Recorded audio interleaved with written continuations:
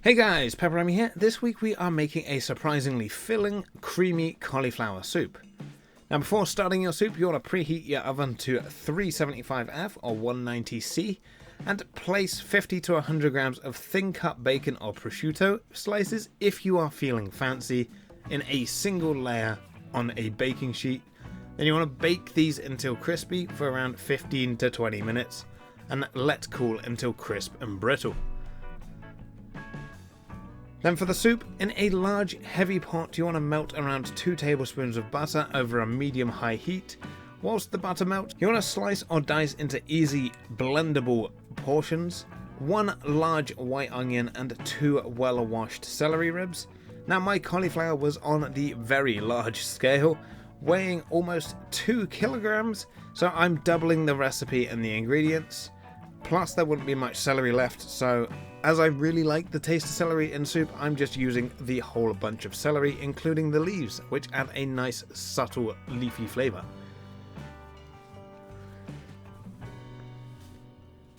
Then you want to add the onion and the celery, and if you are using some minced garlic to the melted butter and saute until soft for around 5 to 7 minutes.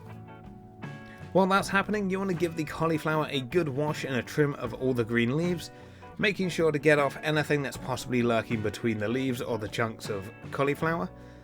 And then you want to coarsely chop the whole head of cauliflower. Now this can get really messy as it's going to start to break up whilst you're cutting it, so you might need to just wipe your hands off a few times whilst doing so. Next, add the cauliflower and stir well to coat, and then cook for around 5 minutes. Then you want to add in 1 litre of broth or water and a stock cube, or just enough to cover the vegetables, and then bring to a boil and reduce the heat to a simmer until the cauliflower is nice and tender. Now this should take around 20 to 25 minutes depending on the freshness of your cauliflower as well. Now for the fun part, pureeing the soup. Now you want to do this either in a blender working in batches or in the pot using an immersion blender. Now due to the size of my veg, some of the cauliflower was a little bit more chunky. This was a bit of a cat and mouse game chasing the larger chunks with the blender. Then finally you want to stir in 100 ml of heavy cream. This will help to make the soup a nice white colour. Then taste for seasoning, add salt and pepper if required. Now I found adding a nice fresh grating of nutmeg to the soup added a nice warming feeling to the soup rather than adding any black pepper. Then finally crumble over the bacon or prosciutto, or you can serve this at the table and just divide it up into people's bowls. And then just crumble over the soup.